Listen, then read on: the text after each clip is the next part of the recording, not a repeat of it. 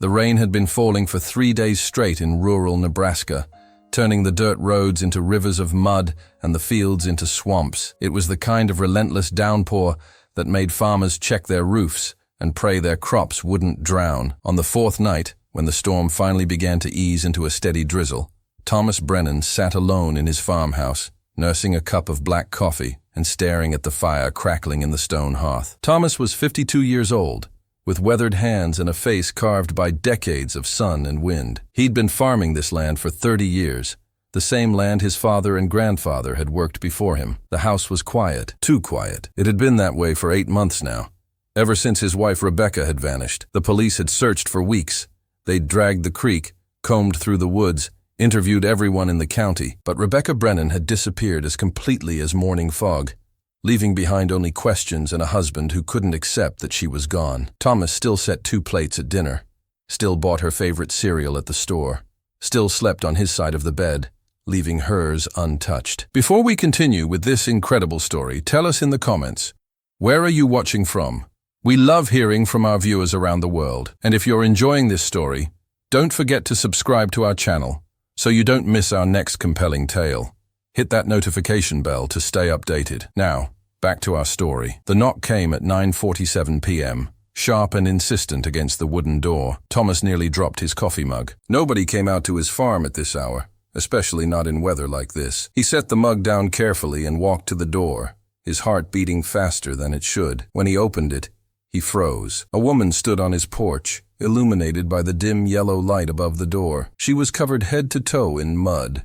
Thick, dark mud that caked her hair, her clothes, her skin. It dripped from her in heavy clumps, pooling at her bare feet. Her dress, or what had once been a dress, hung in tatters. She was shivering violently, her arms wrapped around herself. But it was her eyes that stopped Thomas cold. Blue-green eyes that he knew better than his own. Eyes he'd looked into every morning for 27 years. Rebecca. His voice came out as barely a whisper. The woman stared at him, her face expressionless beneath the mud. She didn't speak, didn't move, just stood there in the rain like a ghost made flesh. My God. Rebecca. Thomas reached for her, pulling her inside. What happened to you? Where have you been? She stumbled into the house, leaving muddy footprints across the hardwood floor his grandfather had laid in 1952. Thomas slammed the door behind them and grabbed her shoulders, searching her face for answers. Up close, despite the mud, he could see it was her. The small scar above her left eyebrow from a childhood accident, the shape of her nose, the curve of her lips. Rebecca, talk to me, please. Are you hurt?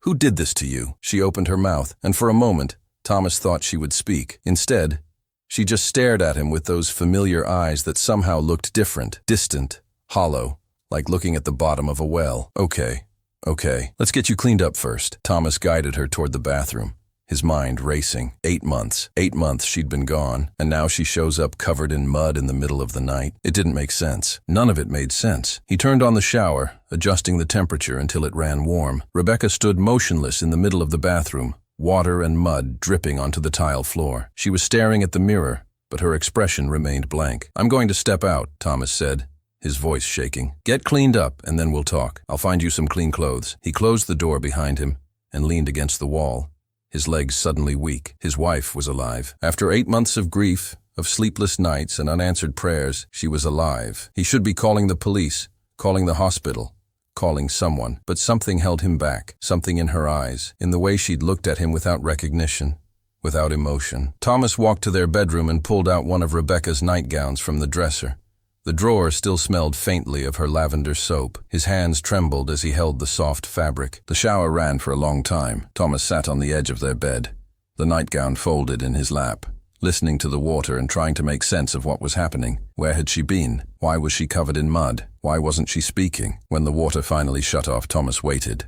5 minutes passed, then 10. Finally, he knocked softly on the door. Rebecca, are you okay? No answer. I have clothes for you. I'm coming in. He opened the door slowly. Steam filled the bathroom, fogging the mirror. Rebecca stood wrapped in a towel, her hair hanging wet and dark around her shoulders. Clean now. He could see her clearly. It was definitely her. Same face, same body, same small birthmark on her collarbone. But something was different. Her skin looked paler somehow, her movements slow and mechanical. Here, he handed her the nightgown. Put this on. I'll make you some tea. In the kitchen, Thomas's hands shook so badly, He could barely hold the kettle. His wife was back. His Rebecca was back. He should be overjoyed, crying with relief. Instead, a cold feeling had settled in his stomach, something that felt uncomfortably like fear. Rebecca emerged from the bedroom wearing the nightgown. Her wet hair left dark spots on the white fabric. She stood in the doorway, watching him with those strange, empty eyes. "Sit down," Thomas said, gesturing to the kitchen table. "Please." She moved to the table and sat, her movements stiff and unnatural, like someone who'd forgotten how their body worked. Thomas set a mug of chamomile tea in front of her, her favorite. She stared at it, but didn't reach for it. Thomas sat across from her, his own mug forgotten. "Rebecca, you have to tell me what happened. Where have you been? Everyone's been looking for you. The police, the FBI, everyone. We thought—" He couldn't finish the sentence. She blinked slowly, her gaze fixed on his face. Then, for the first time since she'd arrived, she spoke. Her voice was rough, raspy, like she hadn't used it in months. "Home. I came home." The words sent a chill down Thomas's spine. Something about the way she said it, flat and emotionless, made his skin crawl. "Yes, you're home now. But where were you before? What happened to you?" "In the ground." Thomas felt the blood drain from his face. "What?" "I was in the ground. Now I'm home." "Rebecca, you're not making sense. Were you buried somewhere? Did someone keep you underground? We need to call the police. Get you to a hospital." "No hospital." Her voice was firmer now, almost sharp. "No police. Home. I stay home." Thomas ran his hand through his hair, trying to think. Maybe she was traumatized. People who'd been through terrible ordeals sometimes spoke strangely, blocked out memories. He needed to be patient, to help her feel safe. "Okay, no hospital tonight. But tomorrow we need to get you checked out. You've been through something terrible and—" "I'm hungry." The abrupt change of subject threw him off. Of course you're hungry. Let me make you something." He stood up quickly, grateful for something to do with his hands. "What would you like? Eggs? Soup? I have some of that beef stew you always liked." "Meat." Thomas opened the refrigerator, pulling out leftover pot roast from 2 nights ago. He plated it quickly, barely bothering to warm it up. Rebecca watched him with an intensity that made him uncomfortable, like a cat watching a bird. When he set the plate in front of her, she didn't use the fork he'd provided. Instead, she picked up the meat with her hands and tore into it, eating with a fervor that was almost animalistic. Thomas looked away, disturbed. "Easy," he said softly. "There's plenty more." She ate everything on the plate in minutes, then looked up at him. "More." He gave her more. She ate that too. When she finally seemed satisfied, she leaned back in her chair, her hands still greasy with meat juices. A small piece of Thomas's mind noted that Rebecca had always been fastidious about table manners. She would never have eaten like that before. "Why don't you get some rest?" Thomas suggested. "You must be exhausted. We can talk more in the morning." To his surprise, she nodded and stood up. She walked toward the bedroom without another word. Thomas followed, unsure what to do. Watch her sleep? Sleep beside her? Call someone? Rebecca climbed into the bed, her side of the bed, and lay down, staring at the ceiling. Thomas stood in the doorway, feeling like a stranger in his own home. "Rebecca, I need you to tell me the truth. Please. Where have you been?" She turned her head to look at him. In the dim light from the hallway, her eyes seemed to reflect light like an animal's. "I told you. In the ground. Waiting. Now I'm home." "That's not possible. You're here.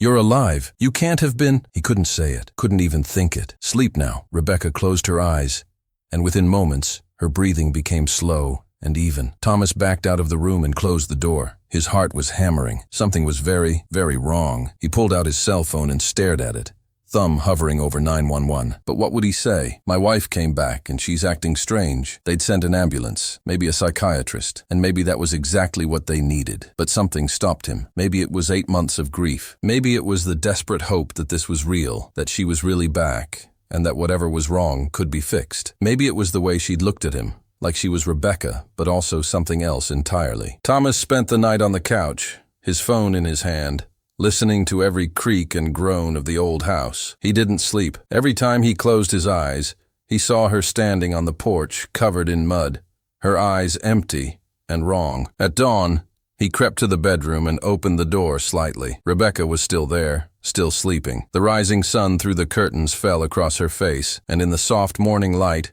she looked exactly like his wife. Beautiful, peaceful, familiar. Maybe he'd overreacted. Maybe she'd been held captive somewhere, traumatized, and just needed time to recover. Maybe everything would be okay. The sound of the bedroom door opening made him jump. Rebecca stood there, her nightgown wrinkled from sleep, her hair wild around her face. She looked at him without smiling. "Breakfast," she said. Thomas made eggs, bacon, and toast. Rebecca ate mechanically, chewing and swallowing without seeming to taste anything. He tried to make conversation, asking her simple questions about what she wanted to do today, whether she wanted to call her sister if anything hurt. She answered in single words, or not at all. After breakfast, Thomas excused himself to use the bathroom. He needed a moment to think, to figure out what to do. He splashed cold water on his face and stared at his reflection. The man looking back at him was haggard, with dark circles under his eyes and fear in his face. He had to call someone. This wasn't normal. Rebecca needed help, professional help, and he needed answers. When he came out of the bathroom,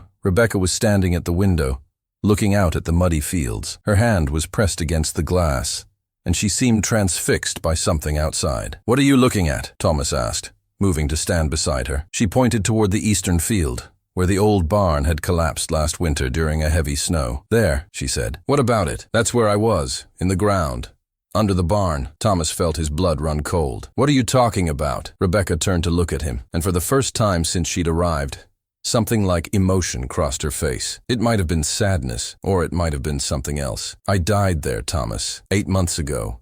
You buried me there." The world seemed to tilt. Thomas grabbed the windowsill to steady himself. "That's not funny.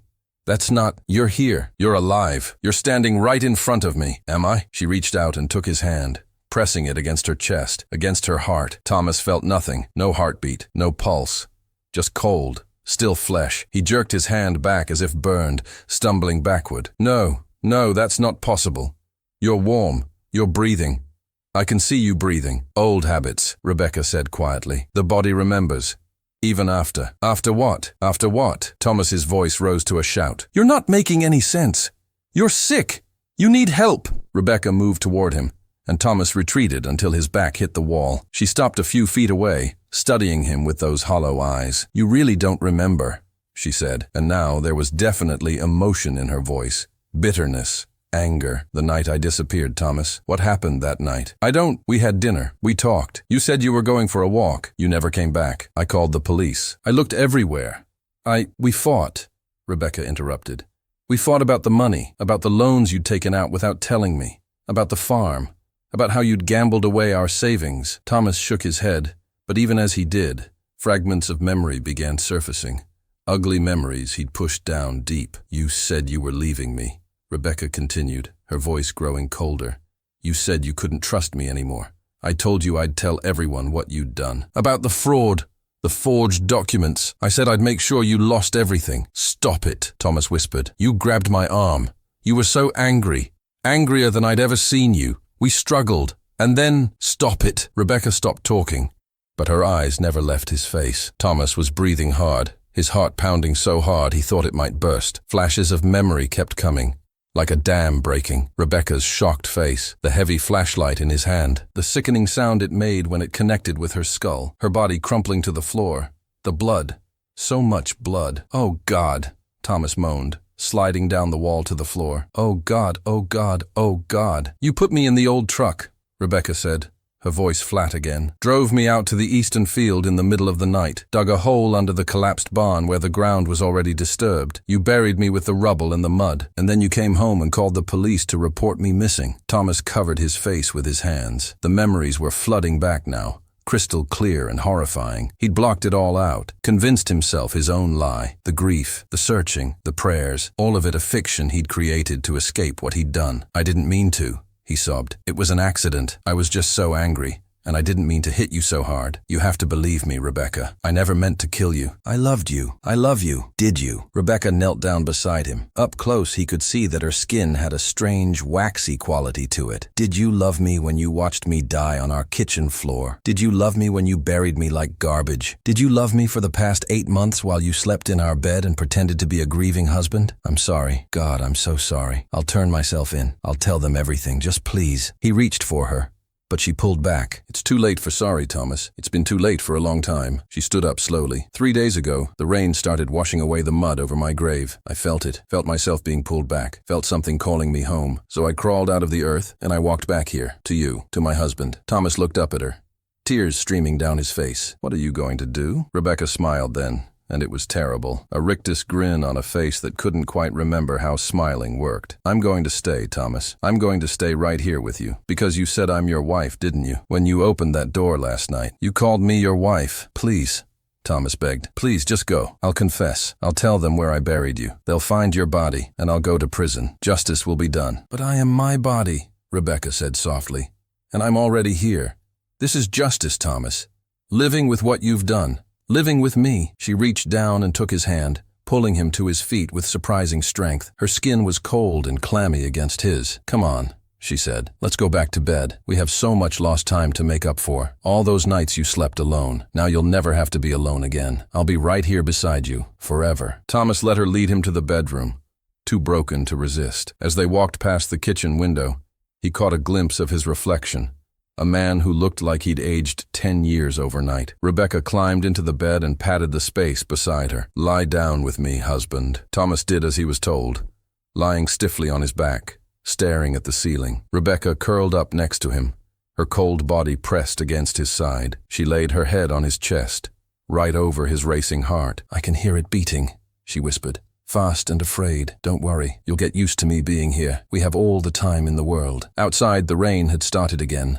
A soft patter against the window. Thomas closed his eyes and felt a single tear slide down his temple. His wife was home. The woman he'd killed was back in his arms, and she would never leave him. He'd wished for her return every day for 8 months. Now his wish had been granted, and he understood too late that some prayers should never be answered. As Rebecca's cold fingers traced lazy patterns on his chest, Thomas Brennan finally understood that there are punishments worse than prison, confessions more terrible than the truth, and some graves that refuse to keep their dead. The rain continued to fall, washing away the mud, but nothing could wash away what he'd done, and nothing could send his wife back to the earth that had released her. She was home now, and she was here to stay.